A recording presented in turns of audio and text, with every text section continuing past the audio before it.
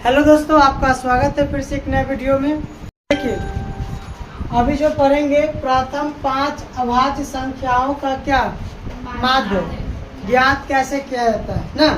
तो आप सबसे पहले समझिए कि इसमें क्या दिया हुआ है, अभाज्य। अभाज्य संख्या किसे कहते हैं? वैसी संख्या जो एक से और अपने आप से कटे उसको क्या कहेंगे, अभाज्य संख्या। तो प्रथम स्टार्ट करना है लगातार में। तो देखो, सबसे पहले 2 उठा लो, देखो तो कितना से कट रहा है, एक से और अपने आप से। तो ये इसको क्या बोलेंगे, अभाज्य संख्या। फिर आगे बढ़ेंगे तो कितना लिखेंगे, 3। या एक से कटेगा और किससे कटेगा, अपने आप से कटेगा। बीच में कोई दूसरा नंबर से कट रहा है तो यह भी क्या हो गया, अभाज्य संख्या हो गया। फिर इसके बाद हम 5 लेते हैं, तो 5 में भी कितना से कटेगा, 1 से और 5 से। बीच में कोई दूसरा नंबर से कट रहा है, नहीं ना कट रहा है। फिर इसके बाद 7 लेते हैं, तो बीच में 1 से कटा और कितना से कटा, 7 से।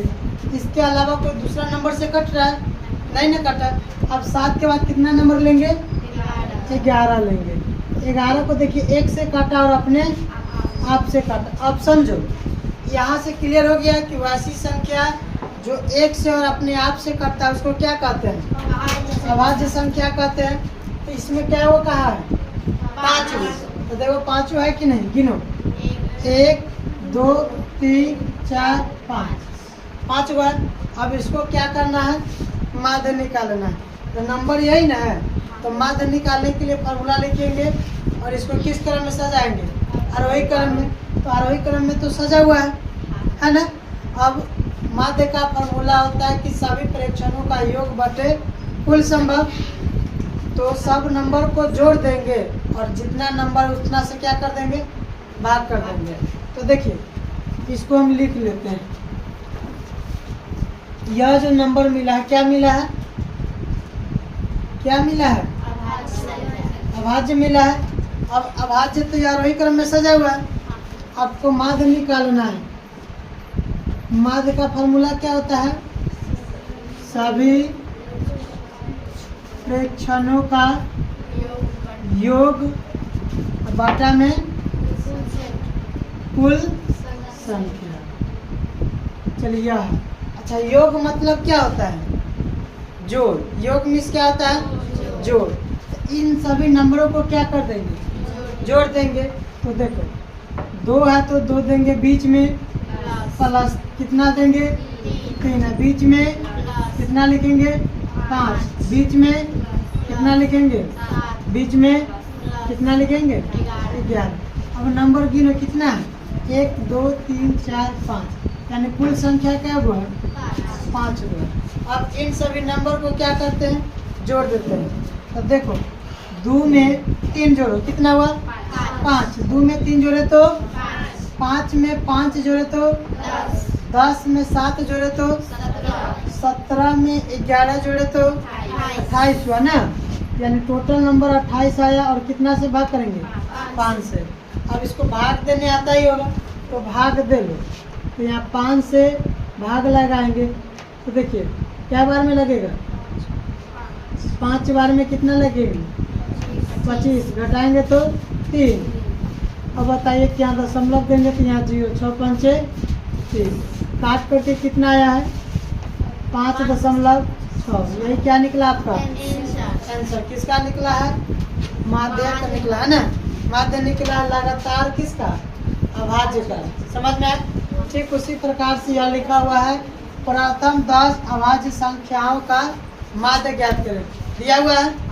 तो सबसे पहले क्या करेंगे, प्रथम 10 अभाज्य। तो 5 तक तो लिख लेते हैं, है ना। तो कितना कितना लिखेंगे बोलो तो, अभाज्य संख्या 2 लिखेंगे। इसके बाद 3 के बाद 5 के बाद 7 के बाद 11 के बाद 13 के बाद 17 होगा। देखो, 17 भी 1 से लगेगा और अपने आप से। फिर इसके बाद 19 भी, उसके बाद 23 ना। इसके बाद और है, कितना होगा, 1 2 3 4 5 6 7 8 9।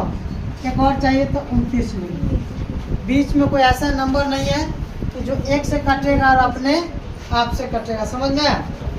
तो इन सभी नंबर को क्या करेंगे अब? इन सभी नंबर को जोड़ देंगे ना। तो क्या निकालना है बताइए? माध्य निकालना है। माध्य का फॉर्मूला क्या होता है? सभी प्रेक्षणों का योग और बटा में कुल संख्या। इसका योग कीजिए। देखिए यहाँ पर कितना लिखा हुआ है? 2 लिखा हुआ है ना। 2 अब बीच में कितना लिखेंगे? 3 अब बीच में कितना लिखेंगे? 5 अब बीच में कितना लिखेंगे? बीच में कितना लिखेंगे? बीच में कितना लिखेंगे? कितना लिखे? बीच में प्लस कितना लिखे? बीच में 23 प्लस में बटा देंगे। क्या वो संख्या बोला है? 10 को। तो कितना से भाग देंगे? 10 से भाग देंगे ना। इन सभी नंबर को जोड़ने पर कितना आया टोटल?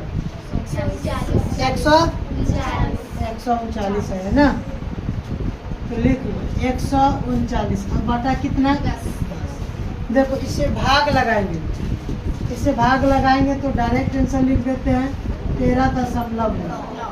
यही क्या हुआ? इस तरह का प्रश्न देंगे बनाने के लिए बन जाएगा?